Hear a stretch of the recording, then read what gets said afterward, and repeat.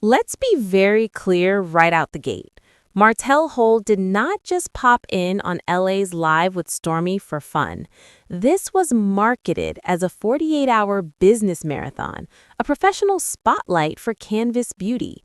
But what we got instead wasn't a brand elevation. It was a chaotic, uncomfortable, and frankly embarrassing spectacle. When Martell starts talking, the conversation always shifts into something deeper, more controversial, and more revealing than he intends.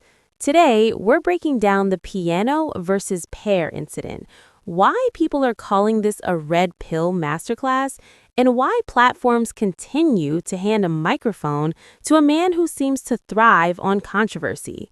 Trust me, you're gonna want to stay until the end for the contrast between this mess and how Melody Cherie is moving. Let's start with the setting. This was supposed to be about products, collaborations, and brand visibility, but from the jump, the tone was off. Martell has no real connection to the beauty industry, yet he was front and center. As always, everything discussed here is alleged and based on publicly available content and personal opinion. This commentary is for entertainment and discussion purposes only. Nothing is stated as fact unless it is publicly verifiable. With that said, let's get into what really happened and why so many people are questioning why Martell continues to be platformed. Stormy decided to include Martell as part of her 48-hour Canvas Beauty Live. This alone raised eyebrows because Martell has no real connection to the beauty industry, no known partnership with Canvas Beauty, and no clear business reason to be featured so prominently. From the start, the tone felt off. This was not a structured brand presentation. It felt like a late-night free-for-all with no direction, no boundaries, and no control. Early in the live, they asked him to read scent notes. Simple, right? It turned into unintentional comedy. He's struggling through descriptions, mispronouncing basic words, and at one point, he actually read pear as piano. The panel didn't redirect him. They leaned into it. They had him using his phone flashlight just to see the labels. What should have been brand elevation quickly turned into subtle humiliation. And the bigger issue is this. Why would a brand willingly place someone in a position where they look unprepared and uncomfortable? If this was truly about promoting products, why not choose someone who could clearly articulate the scents, ingredients, and benefits? As the live went on and the hours got later, the entire vibe shifted even further. Pajamas came out, the atmosphere turned informal to the point of being unprofessional. Lala was dressed like she was hosting a late-night after-dark talk show. Stormy appeared casual and disengaged. The focus became Martell, his opinions, his views on women, relationships, and dating. This is where the red pill rhetoric entered the room. Why would a billion-dollar brand identity be placed in the hands of someone who looks this unprepared? If this was about business, you'd have an expert. But this wasn't about business. It was about the Martell effect. Martell began sharing opinions that many people recognize as standard manosphere talking points.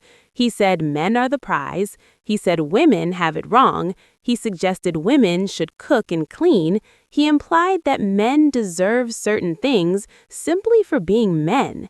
He framed Valentine's Day not as a celebration of love, but as a day where men should be catered to. This wasn't said in a joking way. It wasn't balanced. It wasn't followed by accountability or nuance. It was delivered with confidence, as if these ideas were facts rather than personal opinions shaped by his own unresolved issues. What made this worse was that Lala continued to ask him questions that invited these answers. She did not challenge him. She did not push back in any meaningful way. Instead, she seemed to encourage him to keep talking, even though it was clear the audience was becoming uncomfortable and frustrated. This is where people started asking the real question. Why? Why was Mel chosen for this platform? Why was he given space to spread these ideas in a room full of women on a brand-owned live during a promotional event? Why was this allowed to go on for hours? Lala's role in this cannot be ignored. She has industry connections, she has access, she knows better. This is a woman who has worked with major celebrities, major brands, and major networks. She has been married, divorced, and publicly dealt with infidelity herself. She knows exactly how damaging these conversations can be, especially when they are one-sided. Yet here she was, almost playing host, like she was running a reunion show, asking question after question, framing Martell as if he were some kind of relationship expert, acting as though his perspective deserved center stage. The irony is hard to ignore. Lala herself divorced a man who cheated, allegedly had children outside the marriage. She lived the consequences of the very mindset Martell promotes, and yet she sat there letting him push those same ideas without serious challenge. Storm's role is also important here. She repeatedly interjected with comments giving Martell grace, saying he's a good man, suggesting he just needs to travel more. It felt like a room full of women catering to the ego of the very mindset that often undermines them. The irony is thick. The products took a back seat to outdated gender wars. Canvas Beauty became background noise to Martell's victim narrative, where he claims he's been dragged for 7 years and is afraid of being canceled. Where was the promotion for his wine, his cookbook, his children's book? None of it was there. This live didn't benefit his business, and it didn't elevate the brand.